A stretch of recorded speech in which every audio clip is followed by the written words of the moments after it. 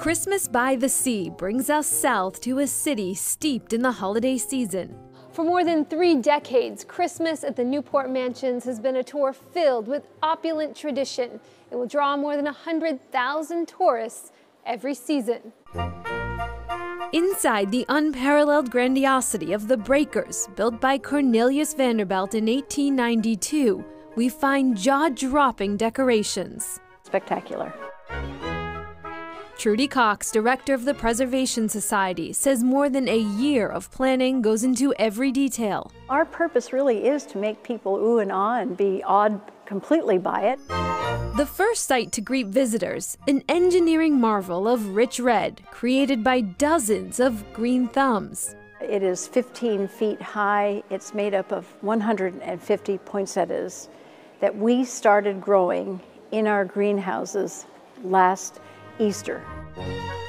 Standing in just one room, an eye full of holiday delight, but each floor here is an acre filled with sparkling wonder, which makes one wonder, how long did it take to decorate all these trees? Beginning to middle of October, we had more than 100 people helping. Many of them are volunteers. It is a huge undertaking.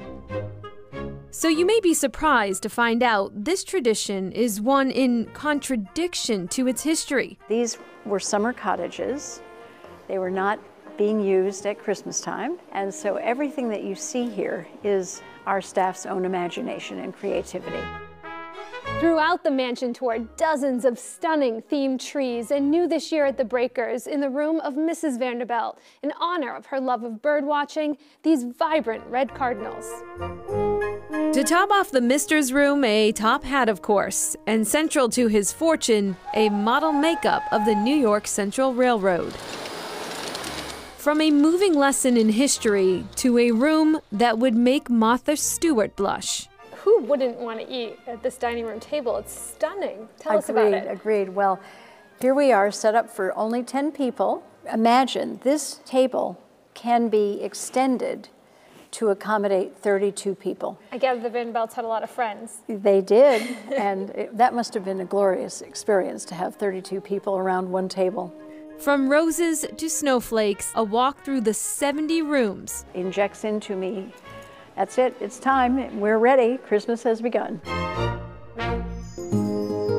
Just down the hill, a walk over cobblestone, a family-friendly tour is brought to light. It's really special because you have all the lights on and lots of people decorate their doorways. It's a beautiful town to walk around, and having someone narrate the history and how it relates to the holidays, I think really adds another layer to it.